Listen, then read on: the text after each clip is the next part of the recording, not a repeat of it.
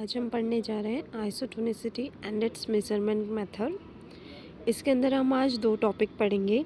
सबसे पहला टॉपिक है इंट्रोडक्शन। इंट्रोडक्शन के अंदर हम पढ़ेंगे सारे सॉल्यूशंस के बारे में, जैसे आइसोटोनिक हो गया, हाइपोटोनिक हो गया, हाइपरटोनिक हो गया, इन सब के बारे में पढ़ेंगे और इनके डिफरेंसेस के बारे में पढ़ेंगे और मेजरमेंट मेथड्स के बारे में पढ़ेंगे कि मेजरमेंट मेथड कितने तरीके के होते हैं। करते हैं with isotonic solution. Isotonic solution क्या होते हैं? आइसोटोनिक सोल्यूशन क्या होते हैं? ऐसे दो सोल्यूशन होते हैं जिनका ऑस्मोटिक प्रेशर सेम होता है और सॉल्ट कॉन्सेंट्रेशन भी सेम होता है। आइसोटोनिक सोल्यूशन टर्म पढ़ा था एक ग्रीक वर्ड से। आइसो मतलब होता है सेम एंड टॉनिक मतलब होता है कॉन्सेंट्रेशन।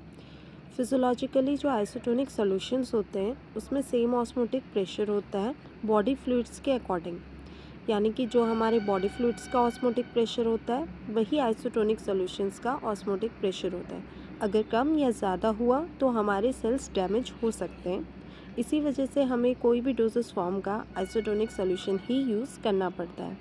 फॉर एन एग्जांपल अगर हम लें तो ब्लड और लैक्राइमल फ्लूइड यानी कि हमारे टेयर्स का जो NaCl का कॉन्सेंट्रेशन होता है वो सेम होता है, that is 0.9% weight by volume. Isotonic solution बनाने के लिए हम pH एडजस्टमेंट और फार्मास्यूटिकल सॉल्यूशंस को लेते हैं ताकि हमारी बॉडी में कोई भी स्वेलिंग या कॉन्स्ट्रक्शन नहीं आए जो कि हमें डिस्कम्फर्ट प्रोवाइड कर सके। आइसोटोनिक सॉल्यूशंस जो होते हैं वो फैमिलियर फार्मास्यूटिकल प्रोडक्ट होते हैं क्योंकि वो हमारी बॉडी में डिस्कम्फर्ट प्रोवाइड नहीं करते। इन्हीं सॉल्यूशन को इसी वजह से हम नाम देते हैं फिजियोलॉजिकल सेलाइन सॉल्यूशन और नॉर्मल सेलाइन सॉल्यूशन। जैसे कि for an example 0.9% solution of NaCl, ये कोई चेंज नहीं करते हमारे बॉडी सेल्स में, इसी वजह से इसको क्या बोला गया है? आइसोटोनिक सॉल्यूशन बोला गया है। सॉल्यूशन। अब हाइपरटोनिक सॉल्यूशंस क्या होते हैं? ये ऐसे सॉल्यूशन होते हैं जिसमें ऑस्मोटिक प्रेशर तो ज़्यादा होता ही है, साथ ही साथ कॉन्सेंट्रेशन भी ज़्यादा होता है रेफरेंस सॉल्यूशन के कॉन्सेंट्रेशन में। अब अगर हम RBCs को 0.9% वेट बाय वॉल्यूम सोल्यूशन से ज़्यादा कॉन्सेंट्रेटेड सोल्यूशन में डालते हैं तब क्या होता है? RBCs से वाटर लूज़ होता है जिसकी वजह से RBCs क्या हो जाते हैं? श्रिंक हो जाते हैं और इसी श्रिंकेज की प्रोसेस को क्या बोला गया है? प्लाज्मोलाइसिस। अब वो श्रिंक क्यों होते हैं? क्योंकि RBCs के अंदर क्या होता है? ज़्यादा ऑस्मोटिक प्रेशर है और बाहर भी ज़्यादा है, जिसकी वजह से वाटर क्या होता है? बाहर की ओर फ्लो करने लगता है। एज़ कम्पेयर टू बाहर के इन्वायरमेंट में क्या होता है? लो कॉन्सेंट्रेशन और अंदर ज़्यादा कॉन्सेंट्रेशन। अब इस वजह से क्या होगी? श्रिंकेज आएगी और इस प्रोसेस को कहते हैं प्लाज्मोलाइसिस। होता है हाइपोटोनिक सोल्यूशन। हाइपोटोनिक सोल्यूशन क्या होता है? इसमें कॉन्सेंट्रेशन रेफरेंस सोल्यूशन के कंपैरिजन में कम होता है और ऑस्मोटिक प्रेशर भी क्या होता है? कम होता है। अगर इसे हम 0.9% वेट बाय वॉल्यूम का जो सोल्यूशन होता है NaCl उससे कम सोल्यूशन कॉन्सेंट्रेटेड के सोल्यूशन में डालते हैं तब क्या होते हैं? हमारे जो RBCs हैं वो स्वेल करना स्टार्ट कर जाते हैं, क्योंकि यहाँ पर क्या होता है? RBCs का अंदर का जो ऑस्मोटिक प्रेशर होता है वो भी कम होता है, जिसकी वजह से एक टाइम आता है कि RBCs क्या हो जाते हैं? हमारे रप्चर हो जाते हैं, ब्लास्ट कर जाते हैं। इस प्रोसेस को कहते हैं हम हीमोलाइसिस। ऑस्मोटिक और आइसोमोटिक सोल्यूशन, ये वो सोल्यूशन होता है जिनका ऑस्मोटिक प्रेशर सेम होता है लेकिन कॉन्सेंट्रेशन सेम नहीं होता। Example 2% weight by volume solution of boric acid have same osmotic pressure as that of 0.9% weight by volume solution of NaCl, but the concentration does not remain same. That is why these solutions are known as isoosmotic solutions. Paratonic solution को हम hypertonic और hypotonic solution भी कहते हैं क्योंकि ये दो तरीके के होते हैं। इन सोल्यूशन का ऑस्मोटिक प्रेशर सेम नहीं होता। अगर लो ऑस्मोटिक प्रेशर होते हैं ये सोल्यूशन कहलाते हैं हाइपोटोनिक सोल्यूशन। अगर ज़्यादा ऑस्मोटिक प्रेशर होता है तो यही सोल्यूशन कहलाता है हाइपरटोनिक सोल्यूशन। इन सोल्यूशन को हम स्लोली इंसर्ट करते हैं आइज़ और नोज़ में टू प्रिवेंट इरिटेशन, क्योंकि अगर इरिटेशन ज़्यादा होगी तो हम इन सोल्यूशन को आइज़ और नोज़ में नहीं डाल सकते और इनको डिज़ायर्ड pH का बनाने के लिए हम इन सोल्यूशन के लिए बफर्स का यूज़ करते हैं। आते हैं मेजरमेंट मेथड्स ऑफ आइसोटोनिसिटी। ये दो तरीके के होते हैं, class 1 and class 2। Class 1 and class 2 के बेसिस पे हम इनको कैटेगराइज करते हैं। क्लास 1 आपके 4 टाइप्स के होते हैं और क्लास 2 आपके दो तरीके के होते हैं। क्लास 1 में ये मेजरली दो कैटेगरीज़ में स्पेसिफाइड है। पहली कैटेगरी जो इसकी होती है वो आपकी है कॉलिगेटिव प्रॉपर्टीज़ के बेसिस पे, और दूसरी है हीमोलाइटिक मेथड के बेसिस पे। कॉलिगेटिव प्रॉपर्टीज़ के बेसिस में ये 4 तरीके के क्लासिफाइड है। मेथड में सबसे पहला आता है हीमोलाइटिक मेथड। इसका जो एक्टिव प्रिंसिपल है वो ये कहता है कि जो इफ़ेक्ट है वेरियस सोल्यूशन का ड्रग के ऊपर वो हम पता लगा सकते हैं आरबीसीज से। अगर आरबीसीज में कोई चेंज नहीं आ रहा है within the test solution तो उसको हम माइक्रोस्कोप में देख सकते हैं। अगर कोई भी चेंज नहीं आ रहा होगा तो वो क्या कहलाएगा, आइसोटोनिक सोल्यूशन। इस मेथड में हम क्या करते हैं, एक्यूरेटली एक सोल्यूशन लेते हैं, उसे हम हीमेटोक्रिट में डालते हैं। हीमेटोक्रिट को फिर हम किस में डालते हैं, सोल्यूशन के साथ सेंट्रीफ्यूज हेड में डालते हैं, जिसके साथ में क्या होती है, दो कैपिलरी ट्यूब अटैच्ड होती है। में क्या होता है, एक कैपिलरी ट्यूब में क्या होता है, ब्लड होता है जो कि डाइल्यूट करा जाता है 5 ml NaCl से, और दूसरी कैपिलरी में क्या भरा जाता है, ब्लड जो कि डाइल्यूट करा जाता है 5 ml टेस्ट सोल्यूशन से। दोनों ट्यूब्स को क्या करा जाता है, सेंट्रीफ्यूज करा जाता है।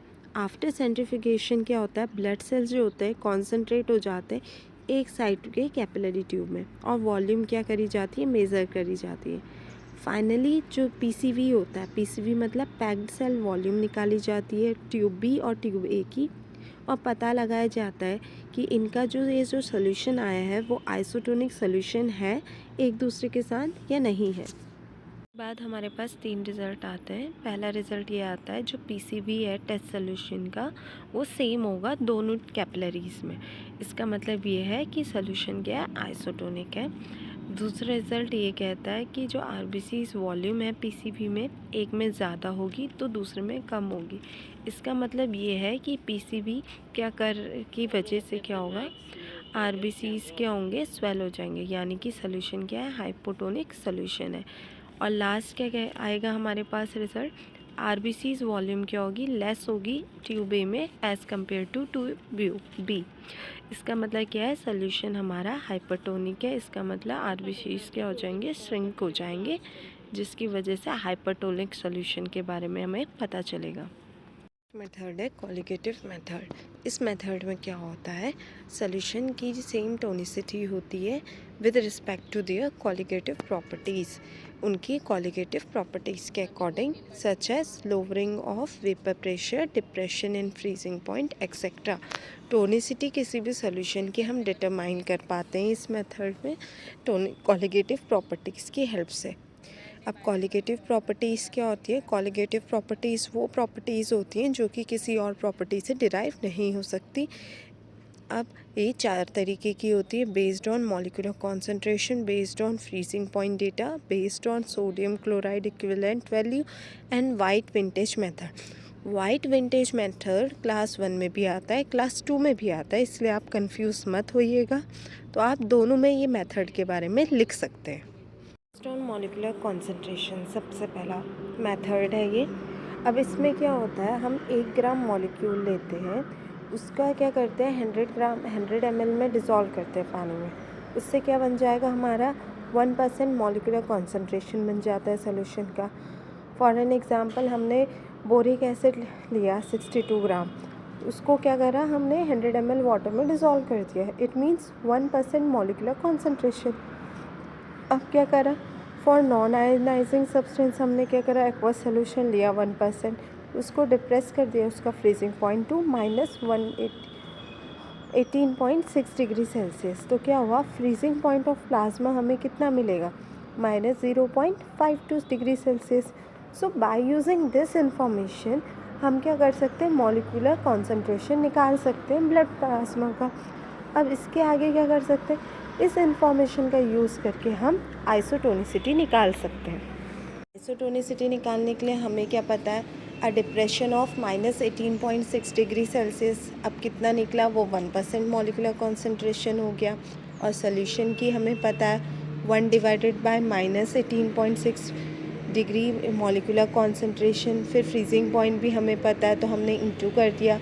फिर अब हम क्या निकाल सकते हैं, हमारे पास मॉलिक्यूलर कॉन्सेंट्रेशन प्लाज्मा का कितना आ रहा है, 0.03%। इससे हमें पता चल रहा है जो हमारा सोल्यूशन है उसका मॉलिक्यूलर कॉन्सेंट्रेशन 0.03% है। अब इतना आया तो हमें पता चल रहा है will it be isotonic with blood having the same concentration minus which means isotonic. अब इसके आगे देखते हैं हम कैसे आइसोटोनिसिटी निकाल रहे हैं। निकालने से पहले हमें ये पता होना चाहिए जो सब्सटेंस है वो आयनाइजिंग है या नॉन आयनाइजिंग। अगर नॉन आयनाइजिंग होगा तो उसको हम क्या करेंगे 0.03% इंटू ग्राम मॉलिक्यूलर वेट से मल्टीप्लाई करेंगे। अगर आयनाइजिंग होगा 0.03% into gram molecular weight upon number of ions जो भी वो मॉलिक्यूल दे रहा है उससे क्या कर देंगे डिवाइड। तो इससे हमारी क्या आ जाएगी आइसोटोनिक सोल्यूशन आ जाएगा ब्लड प्लाज्मा में कितना है। अब इसके बाद based on freezing point data अब हमें पता है कि बॉडी फ्लूइड्स जैसे कि हमारा ब्लड प्लाज्मा हो गया, हमारे टीयर्स हो गए, उनका फ्रीजिंग पॉइंट कितना है -0.52 डिग्री सेल्सियस। और उसमें जो NaCl का कॉन्सेंट्रेशन है वो हमें पता है 0.9% है और उसका फ्रीजिंग पॉइंट है -0.52 डिग्री सेल्सियस। तो इसके एडजस्ट कर सकते हैं टोनिसिटी हम सिंपली कैसे 1% सोल्यूशन है जो सब्सटेंस का, टोनिसिटी हमें पता है, फ्रीजिंग पॉइंट हमें पता है। तो फ्रीजिंग पॉइंट को हम यूजुअली डिस्क्राइब करते हैं फ्रॉम द रेफरेंस टेबल जो भी हमें IP में दिया होता है। आइसोटोनिसिटी हमें कैसे निकालनी है। आइसोटोनिसिटी कैलकुलेट करने के लिए यहाँ पर हमारे पास एक फॉर्मूला होता है जो कि क्या है 0.52 माइनस A/B। अब A क्या है इसमें freezing point of 1% solution of unadjusted solution और B क्या है हमारे पास freezing point of 1% solution of adjusting substance. तो इस वे में क्या कर सकते हैं हम आइसोटोनिसिटी निकाल सकते हैं। मेथड हमारे पास आता है based on sodium chloride equivalent. अब इसको हम डिस्क्राइब करते हैं कैपिटल E से। तो अब जितना हम सोडियम क्लोराइड लेंगे उससे हम क्या कर सकते हैं ऑस्मोटिक इफेक्ट भी निकाल सकते हैं। अगर सेम ड्रग है तो उसका ऑस्मोटिक इफेक्ट भी क्या होगा सेम होगा। इसमें आपको अगर आइसोटोनिसिटी मेज़र करनी है तो उसके लिए एक फॉर्मूला होता है that is 0.9% minus percentage as of solution into capital E। Capital E जहाँ पर भी आएगा वो डिटरमाइन करता है NaCl का सोल्यूशन। आपको मैंने यहाँ एक एग्जांपल दे रखा है। अगर हम 0.76 ग्राम NaCl ले रहे हैं और 1 ग्राम KCl के साथ तो क्या होगा हमें अगर निकालनी है वैल्यू NaCl रिक्वायर्ड कितना चाहिए तो 0.9% into percentile as of solution यानी कि हमने दवाई कितनी ली है इंटू E NaCl का कितना हम यूज़ कर रहे हैं। हमारा आता है क्लास 2 मेथड। क्लास 2 मेथड में मैंने आपको पहले भी बताया था 2 मेथड आते हैं। एक आता है वाइट विंसेंट मेथड और दूसरा आता है Sprowls method. White Vincent method दोनों क्लासेस में आ सकता है, क्लास 1 में भी और क्लास 2 में भी। वाइट विंसेंट मेथड क्या करता है इसमें पानी को हम ऐड करते हैं किसमें ड्रग में to produce an isotonic solution. कब तक ऐड करेंगे जब तक हमारे पास 0.9% NaCl सोल्यूशन नहीं बन जाता। उसके बाद जो भी हमारी वॉल्यूम आई उसमें एक फॉर्मूला लगा देंगे V = W × E × 111.1। V यहाँ पर क्या है वॉल्यूम ऑफ वाटर जो भी हमें आइसोटोनिक सोल्यूशन बनाने में चाहिए होगा। W क्या है given weight of drug in gram और कैपिटल E क्या है NaCl equivalent value of drug और 111.1 क्या है हमारा एक कांस्टेंट है। स्प्राउल मेथड सेकंड मेथड होता है, ये मॉडिफिकेशन मेथड है वाइट विंसेंट मेथड का। इसमें क्या होता है इसमें क्या हो रहा है हमारा इसमें हमने क्या करा स्प्राउल ने इसको डेवलप करा था, इसका नाम स्प्राउल बन गया। इसमें स्पेसिफिक टेबल्स दी रहती है, लिस्ट दी रहती है सारे आइसोटोनिक सॉल्यूशंस की। इसमें हम 0.3 ग्राम क्या करते हैं ड्रग लेते हैं उसको पानी में डालते हैं और अलग अलग आइसोटोनिक सॉल्यूशन में हम देखते हैं कि बफर डाइल्यूट होने के बाद कितना कैसे वो अपना आइसोटोनिसिटी दे रहा है, हाइपर हो रहा है या हाइपो हो रहा है, हम उसको मेज़र कर लेते हैं। तो ये क्लास 2 में आता है। अब हमें पता है कि हमारे मेज़रमेंट मेथड कैसे हैं कितने हैं, और अगर आपको कोई दिक्कत हो आप इसमें दोबारा से कमेंट बॉक्स या फिर आप मेरे को डायरेक्टली पूछ सकते हैं। Friends, only hard work can make you what you want to be. There is no shortcut of studying any other thing. आप चाहे कितनी भी मेहनत के बिना कुछ भी कर लो, वो सफलता नहीं दिलाएगा आपको, इसलिए आपको मेहनत करनी ज़रूरी है। Thank you.